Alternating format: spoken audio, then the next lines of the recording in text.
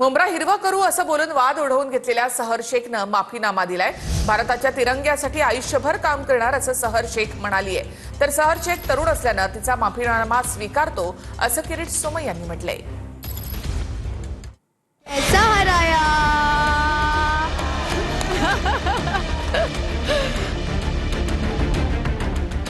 मुंब्रा हिरवा करू असं म्हणून वाद ओढावून घेतलेल्या सहर शेखनं अखेर पोलिसांसमोर माफी मागितली आहे। सहर शेखनं माफी मागितल्याचं मुंब्रा पोलिसांनी किरीट सोमय यांना सांगितलंय। सहर शेखनं हम मुंब्रा को हरा बना देंगे असं भाषण केलं होतं।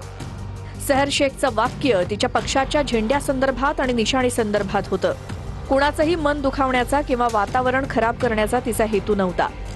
आम्ही भारताच्या तिरंग्यासाठी जगू आणि तिरंग्यासाठीच मरू असं तिनं मुंब्रा पोलिसांना लिहून दिलंय। कुणाचं मन दुखावलं गेलं असेल तर जाहीर माफी मागते असं सहर शेखनं सांगितलंय। सहर शेखचा हा माफीनामा स्वीकारत असल्याचं भाजपचे नेते किरीट सोमय्या यांनी म्हटलं। कैसा हराया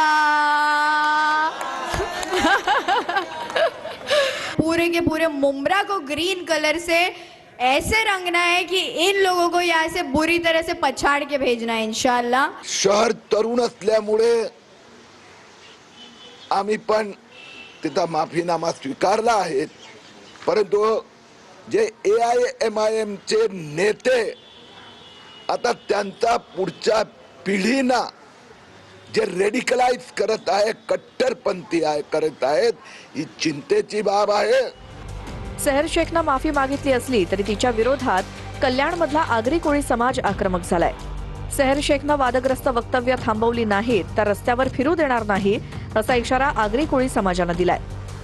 ज्या देशाचं अन्न खावं आणि ढेकर पाकिस्तानचं द्यावं ते आम्हाला शक्य होणार नाही आणि त्या अनुषंगाने आम्ही याचा निषेध करतो आणि याचा बोलता धनी कोण आहे तर प्रशासनाने याचं संशोधन करावं, नाही तर आम्ही यांना इथे फिरू देणार नाही।